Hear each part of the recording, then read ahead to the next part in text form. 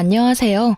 저는 전 남편과 시댁에서 어이없는 일을 당하고 뒤도 돌아보지 않고 이혼하고 돌아온 돌싱입니다. 살다 살다 이런 일은 처음이라 이렇게 글을 올리게 됐어요. 저 같은 평범한 사람에게도 이런 일이 일어나다니. 저의 대환장 이혼 스토리 한번 들어보실래요? 저와 그 찢어 죽여도 모자랄 남편 새끼가 만난 건 제가 28이 되었을 때였어요. 남편은 당시 젊은 사업가로 바쁘게 다니던 사람이었죠. 저는 당시 가족과 연을 끊고 살고 있었는데 그 빈자리를 채워주었던 게 남편이었어요. 남편은 사업 때문에 매번 바빠서 같이 있는 날은 많지 않았지만 그래도 만났을 때는 온전히 저에게만 집중해주는 모습에 반했어요. 그렇게 좋아하는 사람이었지만 결혼을 깊이 생각할 정도는 아니었어요. 좀 더 서로를 알아가야 한다고 생각하던 때에 우리에게는 새로운 생명이 찾아왔어요. 제 눈에 넣어도 아프지 않은 우리 아들이요. 만난 지 4개월 만에 보석처럼 곱고 애교도 많은 아이를 임신했을 때 처음에는 너무 무서웠어요. 남편이 아이와 저를 책임지지 않을 거라는 생각 때문에요. 그런데 남편은 자기가 책임지겠다며 결혼을 이야기하더라고요. 그때 저는 정말 너무 기뻤어요. 이 사람이 나를 그만큼 사랑해주는구나 하고요. 그렇지만 남편의 권유로 결혼식은 아이를 낳고 하기로 했어요. 배가 불러 예쁘게 나오지 않는 것도 싫었고 분주하게 움직이다가 아이를 잃는 것도 싫었기에 저도 남편의 말에 응했어요. 그리고 우리는 혼인신고만 한 상태로 제가 살던 전셋집에서 신혼집을 마련하게 되었어요. 어차피 남편이 사업차 지방을 자주 내려가기 때문에 돈을 더 많이 벌면 더 큰 집을 마련하자고 했었고 그 전까지는 여기서 조금만 더 버티자고 했죠. 그리고 정말로 남편은 바쁘게 움직였어요. 주말에는 아예 집에 오지 못하고 출장을 가야 했고 평일에도 이틀, 길면 나흘 이렇게 잠만 자고 일하러 다시 가야 했어요. 그때 제 곁에 있어준 건 시모였어요. 처음에는 제가 아이를 덜컥 임신했을 때도 시모는 뒤도 돌아보지 말고 결혼하라며 힘들면 자기가 애를 같이 봐주겠다고까지 하더라고요. 그래서 너무 감사한 마음뿐이었어요. 시부는 살아계셨지만 제가 결혼하기 전부터 지병으로 병원에 내내 계셨다고 하더라고요. 그래서 저는 제가 일하는 병원이 가족 할인이 되니 이쪽으로 말하고 시부를 옮겨두었어요. 그렇게 행복한 신혼을 보낼 거라고 생각했는데 아이가 태어나니 상황이 완전히 바뀌어버리더군요. 시모의 행동이 완전히 바뀌었어요. 잘 봐주겠다던 사람은 어디 가고 없고 웬 꼬장꼬장한 할머니 한 분이 나타나셨죠. 집안 꼴이 이게 뭐냐, 냉장고 청소는 언제 하고 안 하는 거니? 이런 돼지우리 같은 집에서 애 키우는 거 미안하지도 않니? 정말 맹세코 그 정도로 엉망인 집은 아니었거든요. 저도 출산이 처음인데 어떻게 처음부터 모든 걸 잘하겠어요? 게다가 몸 상태도 여전히 안 좋은데 말이죠. 저 딴에는 치운다고 치웠지만 애 짐은 늘어나고 치울 여력은 사라지더라고요. 그래도 매일 청소기 밀고 걸레로 닦는 일은 게을리하지 않았어요. 그런데도 저런 식으로 이야기를 듣는 게 너무 짜증나더라고요. 근데 그건 차라리 나아요. 제일 문제는 시모 집이 저희 집 근처라 시도 때도 없이 말도 없이 벌컥벌컥 집에 들어온다는 거였어요. 그리고는 별로 할 일도 없으면서 집에 가시지도 않고 저희 집에 죽치고 앉아 계셨죠. 그리고 이상하게도 제가 나갈 때는 엄청 예민하게 구셔서 감시받고 있다는 생각이 들 정도였다니까요. 그래서 스트레스를 왕창 받고 있는 와중에 남편이 집에 오자 제가 먼저 제안을 했어요. 오빠, 우리 집 이사할까? 지방에 자주 가니까 지방에 자리 잡자. 난 멀리 가는 거 완전 괜찮아. 솔직히 과부 생활하는 거 너무 싫어.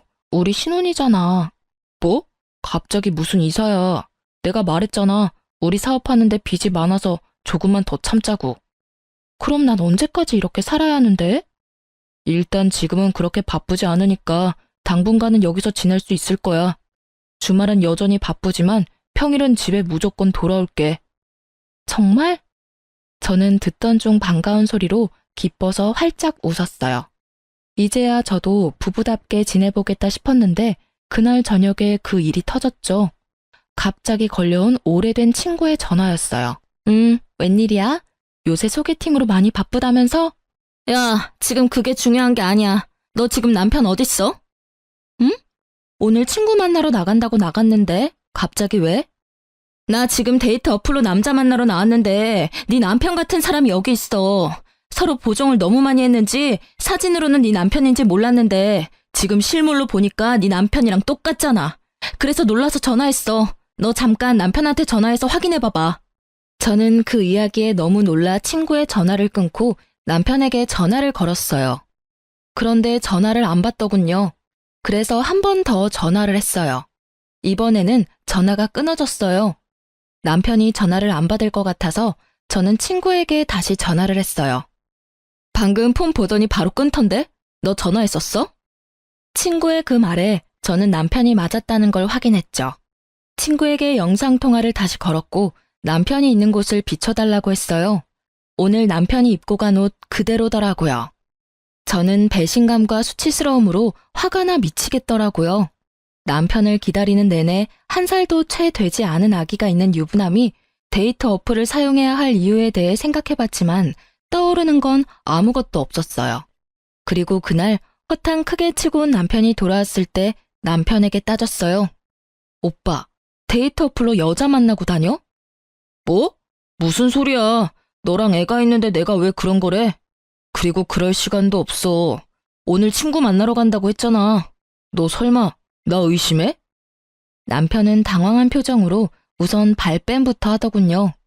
눈 하나 깜짝하지도 않는 그 모습에 저는 필사적으로 눌렀던 화가 치밀어 오르는 걸 느꼈어요. 의심이 아니라 확신인데? 오늘 데이트 어플 상대가 펑크냈지?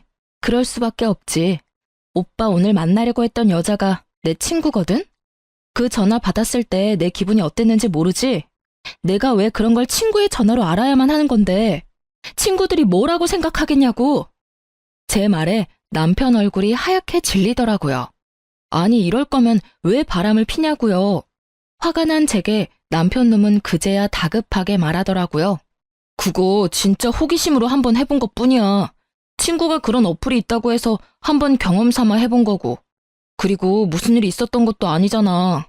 어차피 얼굴도 못 봤고 만나지도 못했는데. 그냥 한 번만 넘어가줘. 이후로 절대로 그런 짓 안 할 테니까. 응? 저는 남편의 뻔뻔하게까지 한 말에 배신감을 지독하게 느꼈어요. 아니, 뭔데 이렇게 당당한 건데요? 잘한 거 하나도 없는 놈이 빳빳하게 얼굴 들고 한 번만 봐달라니. 이게 지금 저한테 할 소린가요? 미안하다가 아니라 한 번만 봐달라는 소리가 먼저 나오는 남편을 보며 저는 한숨을 푹 쉬었어요. 한 번만 봐줘? 이렇게 살 거면 그냥 헤어지는 게 낫겠어. 이게 뭐야? 남편이라는 작자는 집에 들어오지도 않고 시어머니라는 사람은 시도 때도 없이 집에 말도 없이 찾아오지를 않나. 게다가 아직 어린 애기 두고 여자 물색하는 남자를 도대체 어떻게 믿으라는 건데? 그리고 최소한 나한테 미안하다 한마디는 해야 하는 거 아니냐고. 봐달라고 말하기 전에. 미안해. 진짜로 미안하다니까. 두 번 다시 그런 일 안 할 테니까 이만 마음 풀어. 당신이 원하는 거 다 해줄게. 나도 일부러 그런 거 아니라니깐. 이번이 처음 아니지? 다른 데로 말해봐. 몇 명이나 이 어플로 만났냐고. 맹세코 이번이 처음이라니까. 몇 번을 이야기하게 만들어. 정말로 미안해. 그러니까 이번만 좀 봐줘. 뭐 할까? 어플도 지울게. 자, 됐어? 그럼 각 썼어. 두 번 다시 이런 일 안 하기로 하고 다시 이런 일이 생길 경우에는 이혼하고 위자료 지급하고 친권, 양육권 다 나한테 넘긴다고 써. 제가 알기로 각서라는 건 법적 효력이 없어요. 그럼에도 각서를 쓰게 한 건 남편에게 보여준 제 각오였어요. 다시 바람을 피려 하거나 바람을 필 때 이대로 내가 하겠다는 각오였죠. 남편은 아주 흔쾌히 각서를 쓰더라고요. 그렇지만 그 각서를 보면서도 우울하고 열받는 불같은 제 마음은 전혀 좋아지지 않았어요. 그런 제 모습을 보던 남편은 며칠 동안 저녁마다 집안일을 도와주며 저를 달래려 애쓰더군요. 저는 큰맘 먹고 용서해주기로 했어요. 여자를 만나려 했지만 못 만났다는 점이 크게 작용했던 거죠. 게다가 남편이 집에 있으니 시모가 집에 오지 않더라고요. 그렇게 저는 아주 잠시 편안함을 느낄 수 있었어요.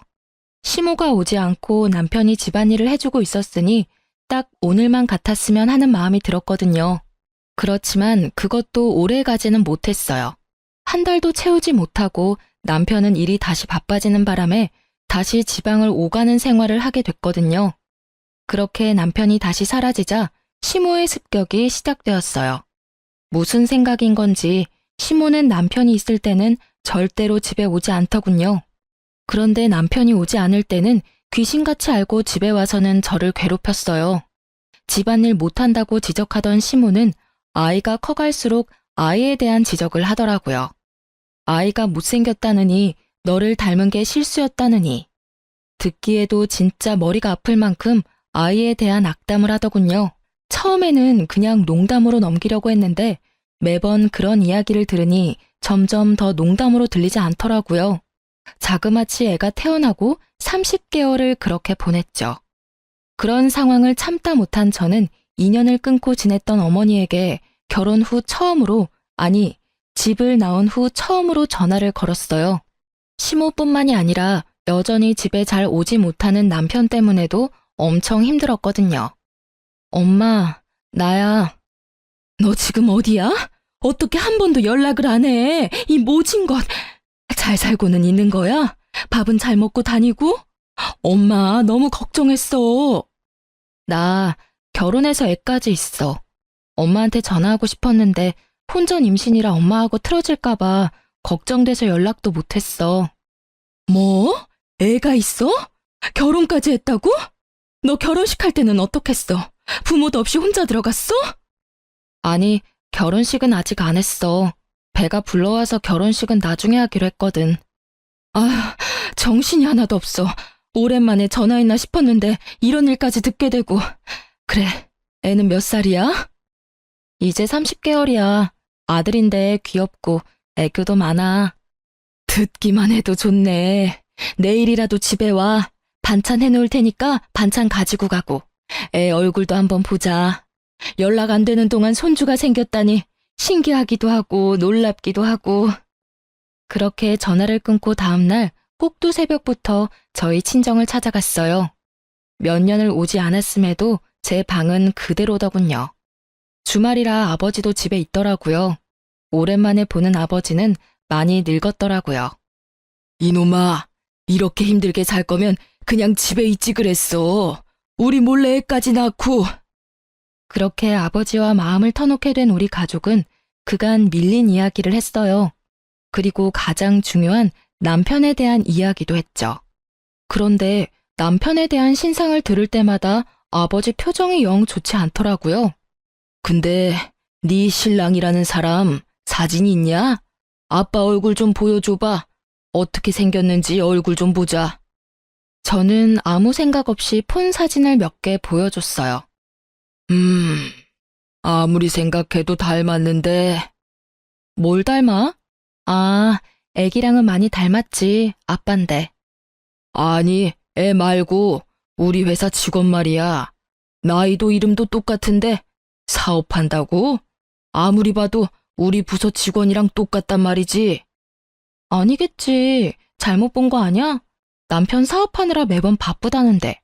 게다가 지방을 자주 다녀서 집에도 많이 못 오고.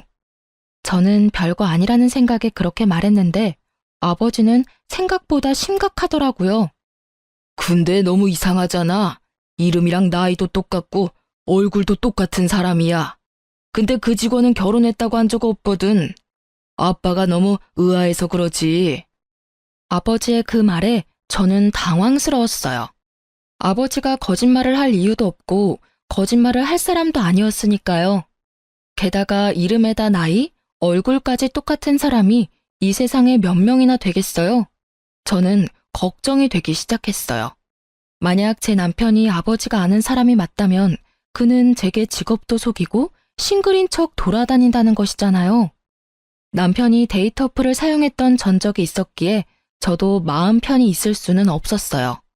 그래서 엄마에게 반찬을 받아 집에 돌아오면서 곰곰이 생각했어요. 저는 친구에게 주변에 돈 필요한 사람 있으면 소개시켜 달라고 했어요. 아는 사람에게 부탁하려니 너무 부끄러웠거든요. 소개받은 사람에게 돈을 주고 남편의 사진을 보여주며 이 사람을 미행해 달라고 했어요. 어딜 가는지 뭘 하는지도 알아봐 달라고 했죠. 저는 남편 출근 시간에 맞춰 그 사람을 불렀어요. 그리고 시간마다 사진이 메시지로 제게 도착했어요. 남편은 저희 집에서 나와 정말로 아버지의 직장으로 가더군요. 아버지가 다니는 회사 이름을 보고 있으니 손발이 벌벌 떨리더라고요. 진짜로 아버지 말대로 사업가가 아닌 직장인이었던 남편이 왜 저를 속였는지 그 속내가 궁금해졌어요. 이 사진만으로도 분노할 만한데 그 뒤의 사진은 아주 가관도 아니었어요. 제가 모르는 어떤 아파트로 들어가는데 거긴 지금 제가 사는 집 근처였거든요. 남편 놈이 그 아파트에 들어가는 사진까지 보고 난 뒤 제가 직접 알아보기로 했어요. 아이를 친정엄마에게 맡겨놓고 새벽부터 그 아파트로 가서 남편의 차 번호를 찾았죠. 그리고 근처에서 몰래 기다렸어요. 그날은 주말이었는데 차를 타러 나오는 남편이 보이더라고요. 사진 속 여성과 아이, 그리고 시모까지 모두 나왔어요. 시모가 이 여성과 아이를 알고 있었다는 거잖아요. 남편의 팔짱을 끼고 유모차를 밀고 있는 남편 놈을 보니 배알이 뒤틀려 지금이라도 당장 뛰어나가서 머리채를 쥐어뜯고 싶더군요. 하지만 참았어요. 나와 만날 때부터 아니면 혹시라도 그 전부터 만났을지도 모를 상간녀를 보니 속이 안 좋았어요. 게다가 저희 아이보다 아주 조금 어려 보이는 아이. 제가 임신했을 때 저 여자도 임신을 했었다는 이야기잖아요. 너무 더러운 기분에 저는 더 이상 그 사람들을 쫓아갈 생각도 들지 않았어요. 집에 돌아와 남편을 기다리며 왜 굳이 남편이 나와 결혼을 했을까 고민해봤어요. 솔직히 우리 부부 사는 게 보통 부부처럼은 절대 보이지 않잖아요. 주말은 오지 않고 평일에도 이틀, 나흘? 이럴 거면 저랑 왜 흔쾌히 결혼을 했냐 이거죠. 그런데 짐작 가는 구석이 딱 하나 있긴 했어요. 결혼하면서 남편이 제게 그랬거든요. 우리 결혼하면 아버지 혹시 당신 직장에 모셔줄 수 있어? 아버지 병원비가 생각보다 많이 나와서 걱정이거든. 지병이 있으셔서 병원에 입원하셔야 하는데 병원비가 어마어마하더라고. 아버님이 병원에 계시다고? 요양병원이면 비용이 꽤 나올 텐데. 수급자가 아니시면 아무래도 부담이 되지. 비급여가 많으니까 그럼 우리 병원으로 모시자. 직원 할인 있으니까 조금 도움은 되겠지. 그리고 무슨 일 있으면 연락하기도 쉽고 말이야. 그 말에 시부를 저희 병원으로 옮기고 제가 보호자로 지내며 필요한 걸 넣어드리거나 굳은 일을 도맡고 있었거든요. 일단 같은 건물에 있으니 제가 하기 쉬웠으니까요. 그리고 시모도 결혼할 때 꼭 부탁하더라고요. 그런데 옮기고 나니 정작 아무도 찾아와 보지는 않았어요. 그렇게 지극정성으로 모시는 척 하더니 제게 맡겨두고는 아예 발길을 뚝 끊었죠. 가만 보니 이것들이 입원비 할인받고 그 김에 귀찮은 짐 떠넘기려고 저와 결혼을 하려고 한 것 같았어요. 얼굴도 보지 못한 여자가 임신을 했다는 이유만으로 결혼을 허락한 시모의 속내도 마찬가지였던 것 같았어요. 그런 인간들 손에 노란한 내가 너무 바보 같고 원망스러워서 아무 일도 손에 잡히지 않고 시간만 흘렀어요. 그리고 월요일 저녁이 되자 남편이 집에 돌아왔더라고요. 저는 남편이 거실 소파에 앉자마자 폰으로 사진을 보여줬어요. 이거 뭐야? 그게 뭔데? 사진을 흘깃 보던 남편은 표정이 싹 바뀌더라고요. 뭔지 알아챈 거죠. 내가 사진 하나를 받았는데 사업하느라 바빠서 집에 못 온다고? 개집질하느라 집에 못 오는 거였겠지. 어이가 없어서 애까지 만들었어? 딱 봐도 우리 애랑 얼마 차이 안 나 보이는 애를 언제부터 이 상간녀랑 두 집 살림했는지 빨리 불어. 저의 추궁에 남편 놈의 반응은 상식적이지 않았어요. 아니, 방귀 낀 놈이 성낸다고 딱 그 꼴이었죠. 도리어 저한테 화를 냈으니 말이에요. 당신 스토커야? 왜 남의 뒤를 캐고 지랄이야? 내가 밖에서 뭘 하고 다니든 네가 무슨 상관인데? 버럭 화를 내는 남편을 보니 정말 부글거렸어요. 이 새끼는 왜 화를 내는 거죠? 화를 내려면 내가 내야 하잖아요. 상간녀랑 얼마나 됐는지는 모르겠는데 애까지 낳았다니 볼장 다 본 거잖아. 우리 헤어져. 그리고 시아버지도 다른 병원으로 보내줘. 헤어지고 나면 남이니 병원비 내가 도와줄 필요도 없잖아. 그렇지? 역시 시부 이름이 정답이었는지 남편 놈이 갑자기 당황하더군요. 잠깐, 급하게 굴지 마. 내가 화낸 건 당신이 내 뒤를 캐서야. 물론 바람핀 건 내 잘못이지. 그러니까 내가 그쪽 여자 정리할게. 어차피 호적이고 뭐고 올라가 있지도 않아. 나 법적으로 깨끗한 사람이라고. 그러니까 일단 진정하고 우리 앞으로 어떻게 할지 생각해보자. 남편 놈은 그쪽을 정리하겠다는 말을 불쑥 꺼내더라고요. 저는 더 어이가 없었어요. 지 사정에 맞춰서 이 여자 저 여자 관리하는 모양새가 여자가 한둘만 있지는 않을 거라는 합리적인 의심을 하게 만들었죠. 분명히 다른 여자도 있겠지 하는 생각이 강하게 머리를 강타했어요. 저는 남편에게 강하게 말했어요. 법적으로는 깨끗하겠지. 그런데 내 마음이 깨끗하지가 않아. 네 얼굴 보는 것만으로도 뱃속이 부글부글거리고 열받아서 머리가 돌 것 같다고. 그리고 뭐? 정리를 해? 어떻게 정리할 건데? 내가 데이트 어플 같은 거 할 때부터 알아봤어야 했어. 그때 끝장 봤으면 이 꼴 안 보고 사는 건데. 여기 내 집이고 어차피 오빠 짐도 얼마 없어. 그러니까 내가 앞으로 어떻게 할 건지 결정하기 전까지는 이 집에 발도 디딜 생각하지 마. 냉정하게 생각해. 이런 일로 당신 진짜 혼자 살 거야? 애도 어리고 싱글맘이 얼마나 힘든지 당신이 몰라서 그러나 본데. 지금까지도 충분히 싱글맘처럼 살고 있었어. 아니, 그보다 더 심하지. 싱글맘은 아들 외도 눈 감아주는 시어머니는 없을 거 아냐. 어쩐지 나를 감시하는 것 같더라니. 내가 그 여자랑 만날까봐 둘이서 연락 주고 받았던 거지. 아주 가족들이 다 짜고 나를 속였어. 그런 거 아니야. 너무 비약해서 생각하지 말고 일단은 내가 본가로 갈 테니까 당신도 좀 진정하고 생각 다시 해봐. 그리고 당신만 용서해주면 그쪽은 싹 다 정리할게. 남편은 그렇게 말하고 나갔어요. 시댁에 간다길래 1시간 뒤쯤 시댁에 전화해봤어요. 역시나 시댁에서는 남편 행적조차 모르더군요. 어디로 간 건지는 말 안 해도 알겠더라고요. 뭐 또 어디 여자나 잡으러 갔겠죠. 결국 저는 이혼을 결심했어요.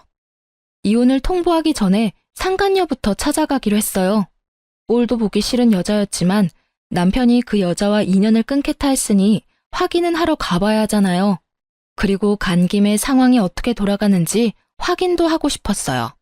상간녀 집에서 그녀가 나올 때 저는 그 앞에 섰어요. 나 알죠? 상간녀는 제 물음에 답도 없이 폰부터 꺼내 전화를 하려고 하더군요. 딱 봐도 남편에게 전화하려는 것처럼 보였어요. 저하고 이야기하고 나서 전화하시는 게 좋을걸요? 전 할 말 없고 이야기도 듣고 싶지 않아요. 그치만 들어야 할걸요? 그 사람이 나한테 당신 존재 들키고 뭐라고 말했는지 궁금하지 않아요? 대답이 없는 상간녀를 보니 궁금하기는 한가 보더라고요. 그 남자 유부남인 거 알고 사귀었죠? 애가 몇 개월이에요? 26개월? 25개월? 그건 뭐 하러 물어요? 우리 애가 당신 애보다 나이가 더 많거든요. 그게 뭘 뜻하는지는 알죠? 모르겠는데요. 제가 그걸 왜 알아야 하죠? 그리고 이런 식으로 함부로 남의 집 앞에 얼쩡거리면 경찰에 신고할 거예요? 신고하셔도 상관없어요. 저도 어차피 상간녀 위자료 소송하면 되니까. 어느 쪽이 더 많은 벌금을 낼지는 알고 있을 거라고 생각해요. 그런데 그거 알아요? 당신이 애를 가졌을 때 이미 우리는 혼인신고 완료 시점이었다는 거. 완벽히 결혼 생활하고 있던 중이었어요. 그 점에 대해서 다른 할 말 있어요? 당신 유부남이랑 눈 맞은 거예요. 와이프 있는 남자 건드린 거라고. 와이프? 웃기시네. 누가 마음대로 와이프래? 두 사람 결혼식 안 한 거 다 알거든요? 이보세요. 애를 먼저 낳은 게 당신이더라도 그 남자 마음이 나한테 있으면 내가 본처지. 그리고 우리 집에서 더 많은 시간을 보내는데 무슨? 당신은 그냥 필요에 의해서 만나는 사람이라고 남편이 그랬거든요? 필요라면 어떤? 남편이 아버지 떠안기 싫어서 병원 다니는 여자 만나서 맡겼다고 얼마나 좋아한 줄 알기나 해요? 아무것도 모르면서 와이프? 웃기고 앉았네. 본인이 세컨드인지 모르고 있었어요? 제가 생각했던 가설들이 다 맞아떨어지니 오히려 머릿속이 상쾌해지더라고요. 상간녀는 그 뒤로도 자기가 하고 싶은 말을 아주 쏟아내더라고요. 진짜 부인은 나고 당신이 세컨드거든요? 그리고 조만간 혼인신고하면 애도 호적에 올려준다고 했어요. 솔직히 시아버지 죽고 없으면 당신 같은 여자 필요도 없었어. 혼인신고? 내가 혼인신고를 먼저 올렸는데 당신이 어떻게 혼인신고를 또 올려요? 참 이상한 여자네. 이미 법적으로 유부남인 남자를 어떻게 혼인신고하는지 당신이 좀 알려줄래요?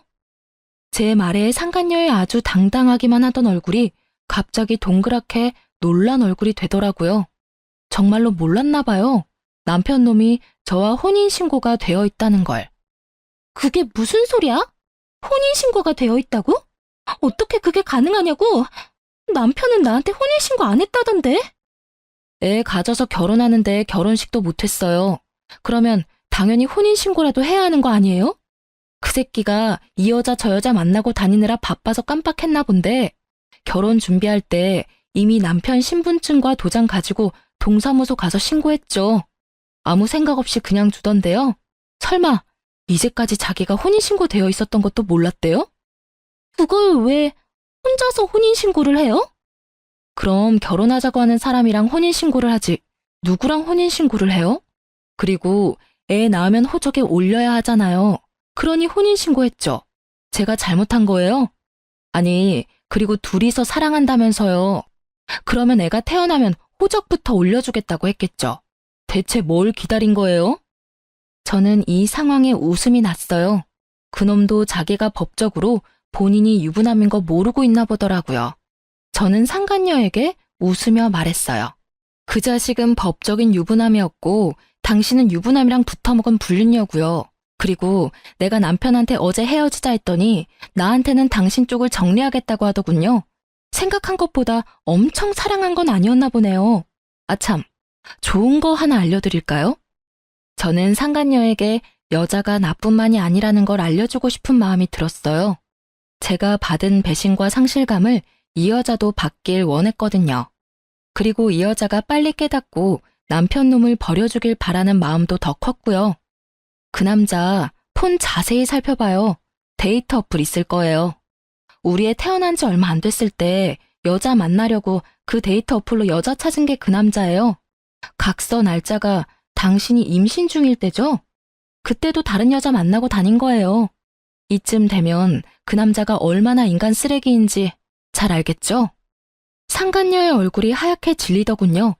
그러나 그렇게 쉽게 믿고 싶지는 않았나 봐요.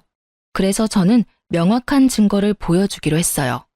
저는 남편이 데이터 어플을 사용했을 때 작성한 각서를 상간녀에게 폰으로 보여줬어요. 날짜까지 적힌 각서는 제 아이가 태어난 지 얼마 안 돼서 작성된 거니까 적어도 이 각서를 썼을 때는 그녀가 임신 중이었거나 아이가 신생아였을 것 같았거든요. 그 데이터 어플 상대방이 제 친구여서 제가 착각할 리 없거든요. 친구한테 목록 보내달라고 하면 보내주겠죠. 그거라도 받아서 보여줘요? 아, 그리고 혹시 주말에 잠깐 저희 집 간다고 나간 적 없어요? 근데 그놈은 저희 집에 주말에 온 적이 없어요. 매번 평일에만 저희 집 왔거든요. 그럼 이 집에 오지 않은 주말에는 어디에 갔을까요? 그 이야기를 듣자마자 상간녀의 얼굴이 확 일그러지더라고요. 그 얼굴을 보니 얄궂게도 제 마음이 조금 시원해지더라고요. 결국 상간녀는 제 말이 끝나자마자 폰을 들고 남편 놈에게 전화를 하더라고요. 야, 이 나쁜 놈아. 너 혼인신고까지 했으면서 뭐? 우리 애를 호적에 올려줘? 너 어디부터 어디까지가 거짓말이야? 우리 사이 이제 끝이야. 저는 그 모습을 보고 웃으며 집으로 갔어요. 이 정도로 불을 지펴놨으니 두 사람은 알아서 타오르다 꺼질 테죠. 집에 돌아오는 내내 남편 놈이 전화를 하더라고요. 싹 다 무시했어요. 이제 저는 그놈한테 들을 말도 할 말도 없거든요. 그런데 그놈은 그렇지 않았나 봐요. 집에 돌아가 짐을 싸고 있는데 남편 놈이 집으로 들어오더라고요. 저는 신경도 쓰지 않고 짐을 마저 챙겼어요. 남편이 제 몸을 휙 돌려 세우더라고요. 얼굴을 보니 화가 잔뜩 난 것이 제가 딱 바라던 얼굴이었어요. 바빠. 별일 아니면 나중에 전화로 해. 그게 남편한테 할 말이야? 당신이 하던 대로 했는데 뭐 문제라도 있어? 매번 바쁘다고 나중에 전화하던 사람은 당신이잖아. 아, 지금 그 말 하자는 게 아니잖아. 너 혼인신고는 언제 했어? 아니 왜 맘대로 혼인신고를 해? 그것부터 묻는 걸 보니 상간녀가 화낸 것보다도 자기가 총각이 아니라 유부남이라는 사실이 참으로 화가 났나 보더라고요. 저는 너무 웃겼지만 꾹 참고 말했죠. 아, 그것 때문에 왔어? 그럼 결혼식도 안 하고 애 낳고 사는데 혼인신고라는 확신도 없으면 나중에 내가 뭐가 되는데? 그리고 결혼하자는 말은 혼인신고 하자는 말이랑 똑같은 거 아니야? 그게 아니면 다른 생각이라도 했어? 평생을 총각으로 있고 싶었나 본데 난 그런 거 정확히 아는 타입이야. 결혼 준비하면서 당연히 혼인신고도 한 거지. 질문이 근데 너무하네. 왜? 유부남이면 안 되는 이유라도 있어? 애가 이쪽 집 저쪽 집 합쳐서 둘이나 되면서? 아, 그런 문제가 아니라고. 그럼 그 여자는 왜 찾아갔어? 나랑 해결하면 될 문제잖아. 너 스토커야? 왜 엄한 사람한테 가서 화풀이 했냐고. 나하고 싸우고 해결하면 될 일을 내가 그 여자랑 헤어져 준다고 했잖아. 내가 뭘 하든 신경 안 썼잖아. 그러니까 이번에도 신경 쓰지 마. 내가 무슨 짓을 해도 더 이상 신경 쓰지 말라고. 이혼하고 집 뺄 거거든? 그러니까 그 여자랑 잘 살아. 왜 나 때문에 그 여자랑 헤어져? 그러지 마. 그냥 둘이서 늙어 죽을 때까지 시부시모 모시고 잘 살면 되잖아. 더 이상 간섭 안 할 테니까. 아 참, 대신에 위자료는 무조건 받을 거고 아이 양육권 친권도 무조건 가져올 거니까 양육비 줄 걱정이나 하고 있어. 양육비?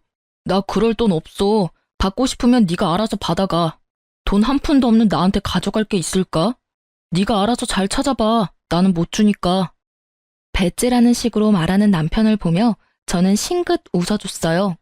저런다고 제가 당황할 줄 알았다면 오산이죠. 그래? 오빠가 안 주면 오빠 직장에서 돈 직접 빼갈게. 걱정 마.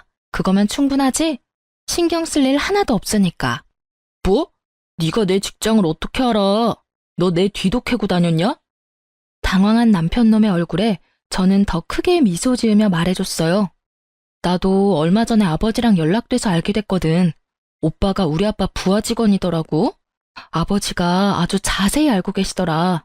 회사에서도 언제나 총각이라고 말하고 다녔다면서?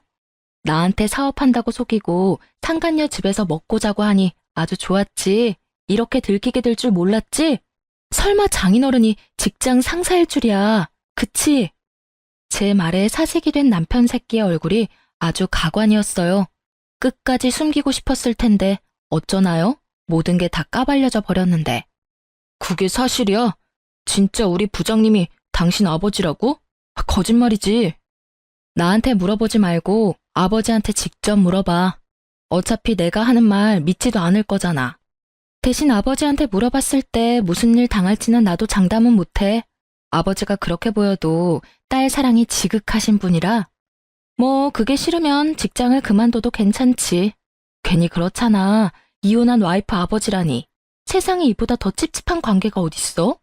그러나 그 직장은 그만두지 못할 거예요. 생각보다 월급도 많고 복지도 좋거든요. 잠깐만. 여보, 우리 진짜 진지하게 이야기 좀 할까? 가족관계나 그런 거 정말로 맞는 거야? 일부러 나한테 거짓말하는 건 아니지. 나 바쁘다니까. 짐 싸고 있는 거 안 보여? 궁금한 거 있으면 우리 아버지한테 물어보고 나는 이제 오빠한테 간섭 안 할 테니까 그렇게 하라. 저는 매달리던 남편 놈을 집 밖으로 내치고 최소한의 짐만 챙겨 친정으로 돌아갔어요. 혹시나 남편 놈이 이 집에 들어가 죽치고 있을까봐 비밀번호도 바꾸고 집주인에게도 남편 놈에게 문 열어주지 말라고 전했어요. 그러게 사기를 치려면 잘 알아보고 쳤어야죠. 그렇게 이혼은 아주 속전속결로 이뤄졌어요. 워낙에 남편 놈에게 유책 사유가 많고 확실하기도 했어서 저에게 굉장히 유리하게 이혼이 되긴 했어요.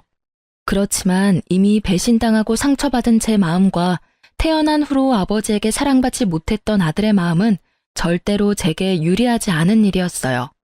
이혼이 완료되고 가장 먼저 한 일은 제가 일하는 병원에 입원한 시부의 할인을 끊는 일이었어요. 그리고 다음 달 병원비가 평소의 배로 나오자 시모가 연락이 왔더군요.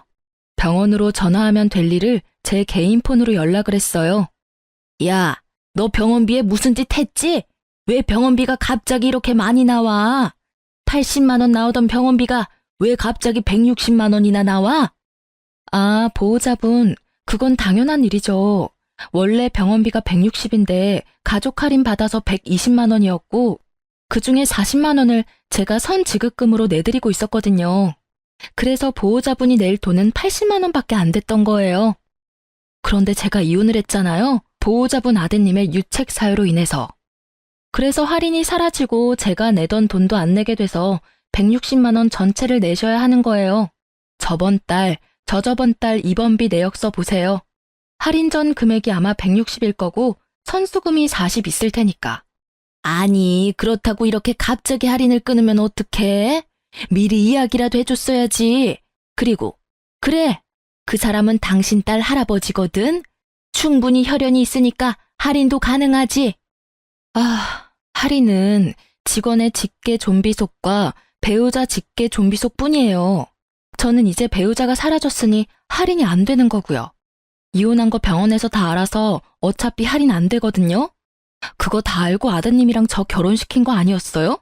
그럼 이혼하면 본래대로 돌아갈 것도 잘 아셨어야죠.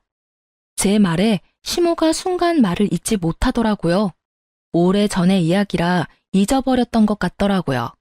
그러게 왜 사람을 괴롭혔는지, 왜 아들의 외도를 돕고 있었는지, 이제와 후회한들 저는 번복할 생각이 전혀 없으니까요.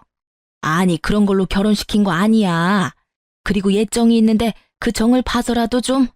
정 같은 거 없고요. 솔직히 지금까지 매달 50만 원씩 더 내준 것도 다 받아내고 싶은 심정이거든요.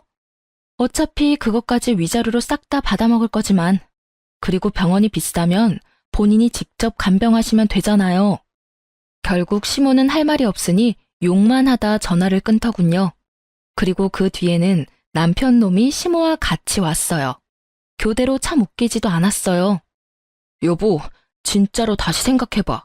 당신 속인 거 내가 다 잘못했고 그 여자랑은 이미 관계 정리했어.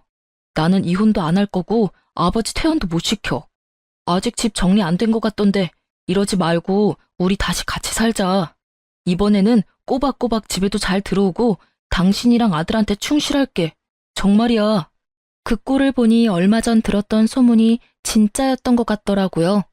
상간녀가 자기 말고 딴 여자 또 만나는 거 발견해서 자기 집에서 나가라고 내쫓았다 하더라고요.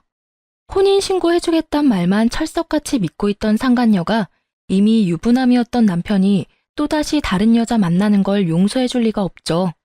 집이 없어 시댁에 들어가 시모와 함께 살던 남편놈은 급하니 이번에는 제게 와서 빌붙으려 하더라고요. 똥줄이 타는 건 시모도 마찬가지였나 봐요. 그래, 얘야, 나도 다 잘못했어. 이때까지 너한테 그런 거 정말로 미안하게 생각해. 이제까지 내가 그랬던 건 다 너를 위해서였어. 남편 바람피는 걸 들키면 네가 얼마나 힘들었겠니?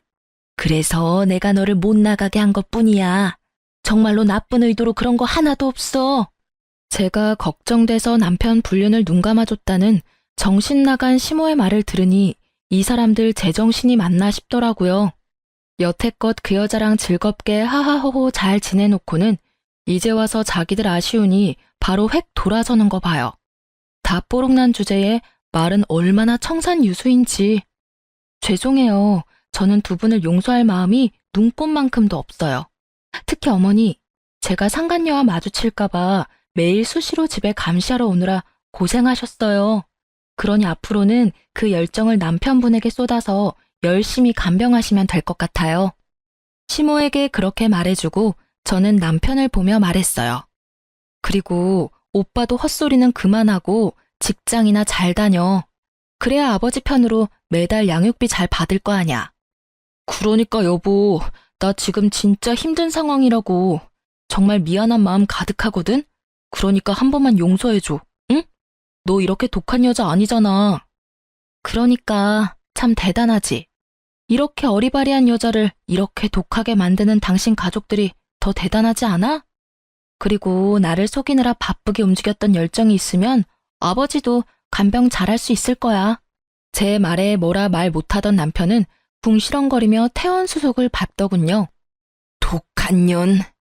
결국 옆에 있던 시모는 참지 못하고 저에게 나지막히 내뱉더라고요. 그 말에 저도 답해줬어요. 제가 독한 년이면 두 분은 사기꾼이세요? 아들 바람피는 거 도와주는 시모에 총각 행세하려고 혼인신고도 안 하려던 남편에 사기꾼 기질이 그 집안 특징인가 보네요. 누구더러 독한 년이라는 건지. 그렇게 남편은 시부를 시댁으로 모셔갔어요. 나중에 소문으로 들으니 시부 간병하던 시모가 결국은 몸이 크게 상하는 바람에 두 사람이 나란히 요양원에 들어갔다고 하더라고요. 그리고 남편 놈은 일 다니다가 결국 두 사람의 요양원 비용이 부담돼서 투잡 뛰고 있다고 아버지가 말해줬어요. 새벽에 배송일하면서 여전히 아버지 직장에서 일하고 있다니 불행 중 다행스런 일이었어요. 애 양육비는 그래도 받을 수 있을 테니까요. 그래서 아버지는 매달 전 남편에게 직접 양육비를 받아 제게 전해주고 있어요. 그리고 이렇게 바쁘니 이제는 여자 만날 시간도 없겠죠? 그렇게 좋아하는 여자 못 만나는 건 아쉽겠지만 인간이 되는 수행을 한다고 치면 좀 마음이 편해지지 않을까 싶네요. 본인은 그저 지금 고생만 한다고 생각하며 투덜대겠지만요. 이렇게 글을 쓰다 보니 솔직히 남편 탓만 할 건 아니라는 생각도 해요. 아니, 속인 놈은 무조건 잘못이지만 저도 어수룩하게 속아 넘어간 잘못이 있긴 하죠. 결혼은 언제나 신중해야 하고 순간의 감정에 선택을 맡기면 안 된다는 걸 깨닫게 된 쓰라리고도 좋은 교훈을 얻기도 했고요. 처음부터 수상한 점이 많은 사람이었으니 임신을 했더라도 신중히 생각했어야 했는데 그때 부모님과 연락을 하고 있었더라면 좀 더 좋은 조언을 얻지 않았을까 하는 생각도 해요.